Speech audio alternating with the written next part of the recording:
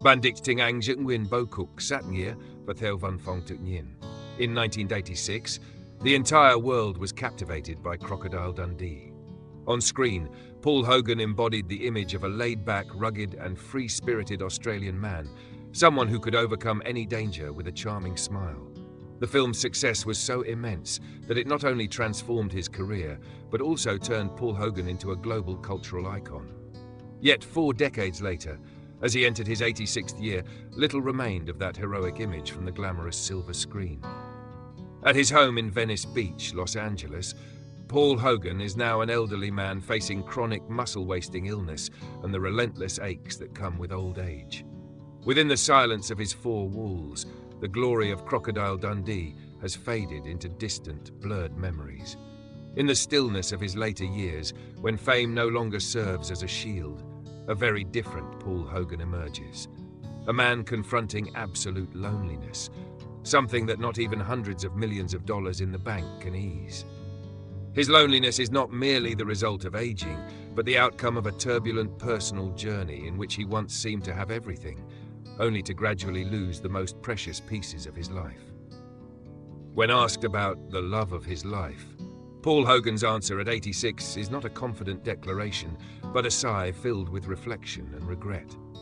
We often admire legends at the height of their fame, yet few people see the price they pay once the spotlight fades. Behind Mick Dundee's smile lay painful choices between fame and family. Today, let us step beyond the velvet curtain and look at the journey of a legend who once seemed to possess the world, only to realize that he had let the most important things slip away. Before the name Paul Hogan became a global brand, it was the story of a 19-year-old young man named Paul and an 18-year-old girl named Noelene Edwards. They met in the late 1950s, when Sydney was still a quiet city with no red carpets and no multi-million-dollar contracts. At the time, Paul was merely a rigger working on the Sydney Harbour Bridge, a dangerous occupation that saw him suspended high above the ground in exchange for modest wages. Noelene was not a film star. She was the strongest anchor in Paul's turbulent life. They married in 1958 with little more than hope and a firm belief that together they could build a home. For more than 2 decades, Noelene quietly carried the burdens of family life, raising their 5 children, while Paul devoted himself to work on dusty construction sites and shifts as a beach rescue worker. Their love at that time possessed a rare purity. It was found in simple dinners filled with children's laughter, in hand-holding after exhausting days of work, and in the unconditional understanding she offered when Paul began nurturing his dream of becoming a comedian. Noelene was not merely a wife. She was the first audience for the satirical jokes Paul started experimenting with. She willingly stepped into the background, setting aside her own dreams so that her husband could pursue a difficult path in the entertainment industry. The way they shared life before fame arrived stood as proof of true partnership through hardship. Yet that very stability became fragile in the face of the storm of celebrity. When Paul began appearing on the television program New Faces in 1971 and gradually became a television star, distance began to emerge between them. Lavish parties, media attention, and demanding work schedules replaced the peaceful afternoons they once enjoyed in their modest home. Although they divorced for the first time in 1981 after 23 years together, the deep bond forged over 3 decades of youth brought them back together just 1 year later in 1982. It was a moment when both hoped they could restore a balance between fame on one side and family on the other. But the harsh reality of show business is that once a man has experienced the intoxicating admiration of the world, the wife who stood beside him from the beginning can sometimes become a reminder of a past version of himself he is trying to leave behind.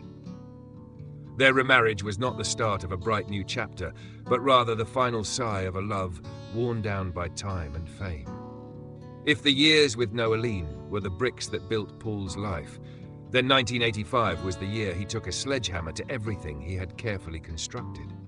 Meeting Linda Koslowski on the set of Crocodile Dundee in the remote Australian outback was not merely a cinematic event, it was a cruel twist of fate.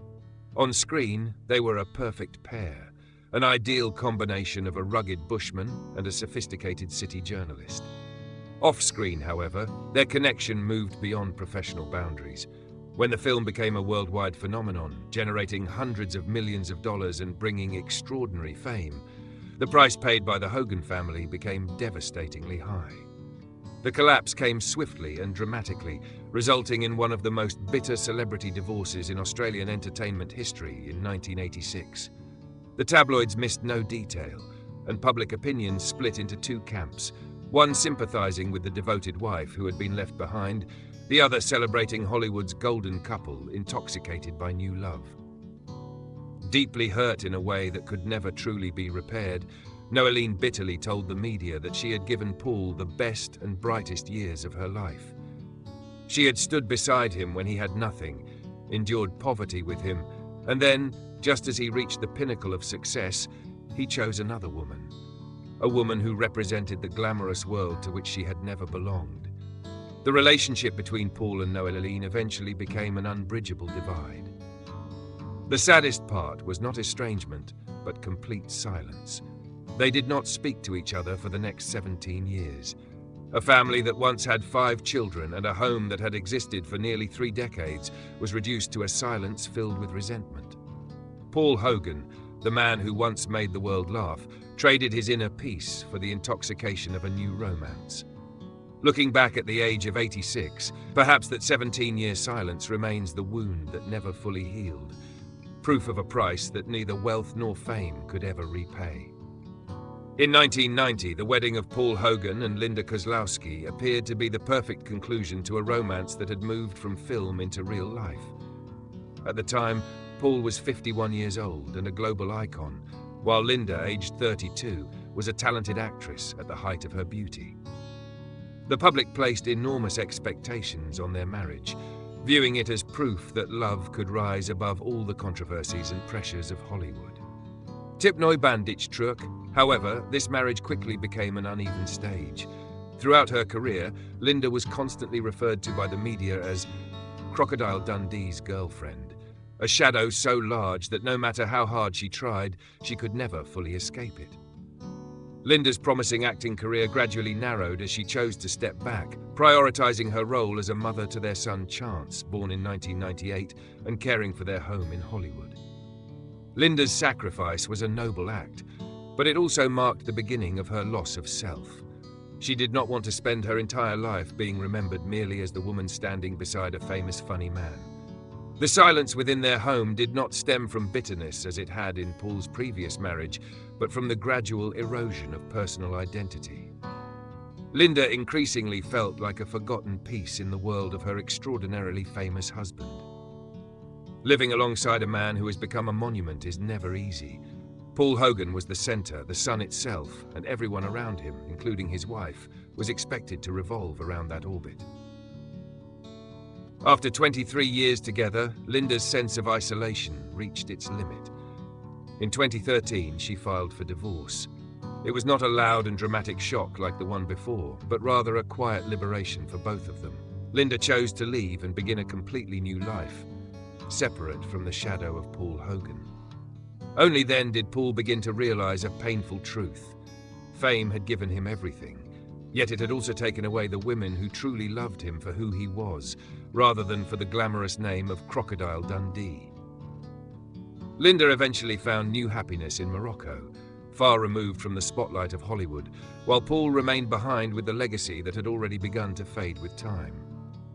At the age of 86, the once heroic Mick Dundee now faces a harsh reality. Paul Hogan's health has deteriorated significantly. His muscle-wasting condition has not only limited his mobility, but has also stripped away the strong physique that so many once admired. He spends his later years in Venice Beach, Los Angeles, a place far removed from the values of his past, separated from his Australian homeland, and distant from the embrace of those who once called him husband or father. The tragedy does not end with his physical decline. At an age when he might have expected to be surrounded by children and grandchildren, Paul has instead witnessed fractures within his own family. The arrest of his son Chance in May 2026 on allegations related to domestic violence came as a profound shock, another scar laid upon old wounds. Watching his son become entangled in legal troubles, Paul could not help but wonder what legacy he had truly left behind, beyond a famous name and years of emotional distance. Before that, the prolonged tax-related legal battle known as Operation Wickenby had already taken a significant toll on both his mind and his finances, turning what should have been peaceful retirement years into a period filled with anxiety and constant concerns. Paul Hogan's loneliness carries a unique character. It is the loneliness of a man who climbed to the highest peak, only to realize upon looking down that he stood entirely alone. Linda chose a peaceful new life in Morocco, escaping the shadow of Crocodile Dundee to rediscover herself. Noelene, after decades of silence, found serenity in her hometown of Sydney, surrounded by the love of her children and grandchildren. While both of these women ultimately found freedom and peace, Paul remains there in Venice Beach, inside a large but lonely house. He possesses everything millions of people dream of having: fame, wealth, awards, and recognition.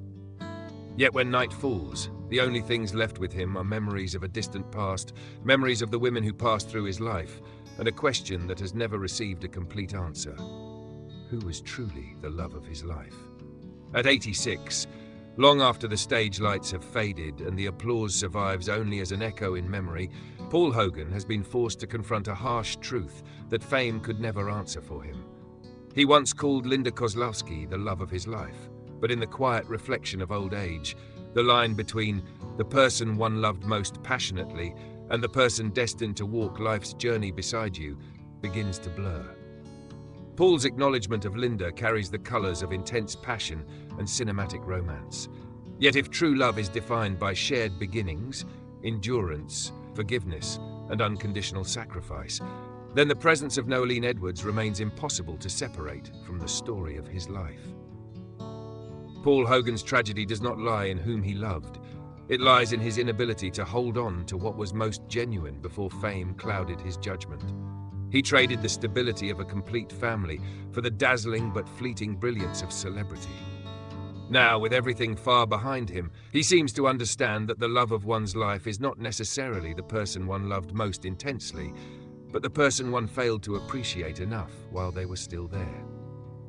The departure of those women was not merely the end of relationships, it became a reminder of a legacy left unfinished. Paul Hogan, one of Australia's greatest icons, lived a life that shone brightly like a star.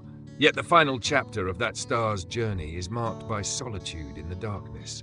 It stands as a costly lesson for anyone so focused on seeking the world's approval that they forget to nurture the genuine bonds within their own home.